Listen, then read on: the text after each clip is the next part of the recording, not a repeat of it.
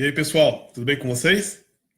Bom, esse é o meu terceiro vídeo ao vivo que eu decidi fazer agora, de imediato. E eu gostaria de abordar um assunto, né, muito interessante que me veio à cabeça recentemente. Eu estava lendo alguns artigos, alguns textos de pensadores socialistas, né, e comecei a pensar, né, como o socialismo, né, ele veio se transformando com o passar dos anos, porque a pergunta que eu me fazia, né, era a seguinte: poxa, o socialismo tentou, através de suas revoluções, né, se perpetuar na sociedade, na humanidade. Então você tem a Revolução de Outubro na União Soviética, depois você tem a criação, né, da União dos Estados Socialistas Soviéticos. Você tem as 18 repúblicas soviéticas, que chegam até os Bálticos, e depois com seus países satélites, como Romênia, Bulgária, Hungria, Tchecoslováquia, Albânia, Moldávia. A Moldávia fazia parte da União Soviética, isso.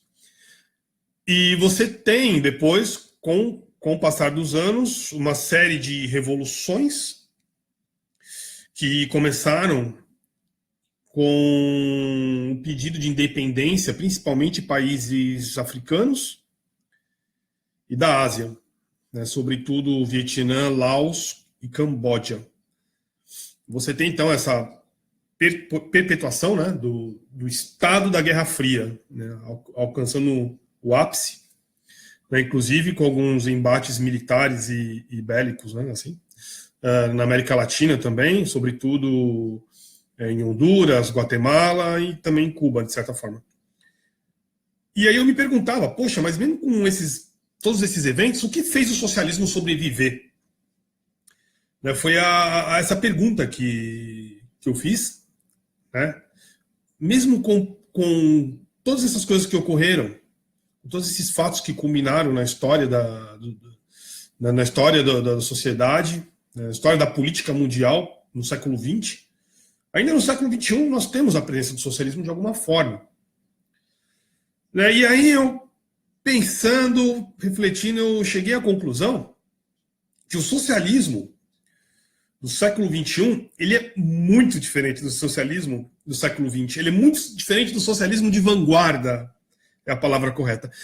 Eu acho que alguns amigos meus, sobretudo de faculdade, né, que pertenciam à militância, né, de esquerda, eles não sei se eles vão concordar muito comigo, mas o que eu quero dizer, na verdade, é que a ideia do socialismo, aquela coisa da revolução armada, aquela coisa de se transformar o Estado socialista como princípio, o começo e o fim de tudo, começou a perder força muito rapidamente com a queda da União Soviética. Então, eu acho que os socialistas, aqui pensando comigo, eu acho que os socialistas, os líderes socialistas, os formadores de opinião, eles começaram a pensar, não, temos que fazer uma autocrítica e repensar o socialismo.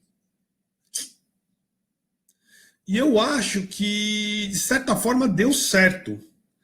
Porque mesmo as ideias socialistas sendo rechaçadas, inclusive nos dias de hoje, as bandeiras que o socialismo começou a levantar fez com que desse uma sobrevida à ideia. Né? Então, aquele socialismo de você fazer a revolução do Estado como começo, como princípio e fim, acabar com o capitalismo, destruir o capitalismo, eliminar a burguesia, fazer uma engenharia social por trás disso tudo, criando um politburo, uma sociedade igualitária, onde não existe patrão. Isso é uma coisa que foi caindo por água abaixo, essa ideia, porque não estava vingando. Né? E eu acho que as pessoas começaram a perceber que poderia se usar a bandeira do socialismo, as ideias do socialismo, para propagar outras ideias. Essa é a sacada. E entre essas ideias principais está, por exemplo, a união de união civil de pessoas do mesmo sexo, ou então desmilitarizar polícias, ou essa ideia de você criar cotas no que diz respeito à inclusão social em órgãos públicos, em forças militares, no ensino. Então, o socialismo começou a repensar a ideia de coletivismo. Apesar que eu gostaria de deixar uma coisa muito clara, que para mim, coletivismo não tem absolutamente nada a ver com socialismo, porque o pensamento coletivista ele pode muito bem ser propagado e funciona muito bem em sociedades capitalistas, sem nenhum problema. Eu posso citar exemplos aqui até amanhã, né? Sobretudo aqui no Canadá. Então, não tem muito isso, né? Mas essa coisa essa pergunta, né, que eu me fiz, de como o socialismo conseguiu sobreviver, sem dúvida alguma foi através disso, através dos movimentos sociais, né, repensando a forma de se fazer política, a forma de se pensar política, né, e do socialismo chegar lá. É claro que se a gente pegar exemplos como o do Nicolás Maduro, né, do Hugo Chávez, que foi um desastre total. Por quê? Por que foi um desastre, eu acho? Porque ele estava pensando aquela coisa do socialismo de vanguarda, do socialismo raiz, como está na moda hoje dizer, de fazer a revolução armada, de você criar o país do zero, e tendo por base apoio Cuba. Né? Então não dá muito certo isso. Né? Tanto é que você tem a China, que a China eu acho que é o país onde se discute mais com relação a socialismo, né, hoje em dia, porque as pessoas olham umas para as outras e dizem, tá, o que é a China hoje? Né? A China ela é socialista até onde convence socialista. Onde não convence socialista, a China não é socialista. A China criou uma espécie de capitalismo de Estado que funciona pra caramba para eles, né, com uma mão de obra ridiculamente barata, né, e você tem uma série de situações onde o próprio trabalhador chinês, ele não tem o Estado para protegê-lo, como se imagina. Né? E a China é uma grande incógnita. Né? A China ela possui o Politburo, possui o Soviete Supremo, onde define tudo, né? Mas ao mesmo tempo eles aceitam muito bem os dólares americanos, os europeus. Esse mouse veio de lá, esse computador do qual vos falo veio de lá. Provavelmente essa camiseta também deve ter sido produzida lá. Então a China se transformou numa mega potência que alguns especialistas dizem que daqui 20 anos já estará pau a pau com os Estados Unidos em termos de crescimento econômico. Então eu fico pensando, poxa, as ideias socialistas de Marx, de Engels, de Gramsci, de Rosa Luxemburgo, de tantos outros, de certa forma conseguiu sobreviver. É claro que, como eu disse, né, anteriormente, de uma forma diferente. Então eu acho que é isso, a resposta é essa.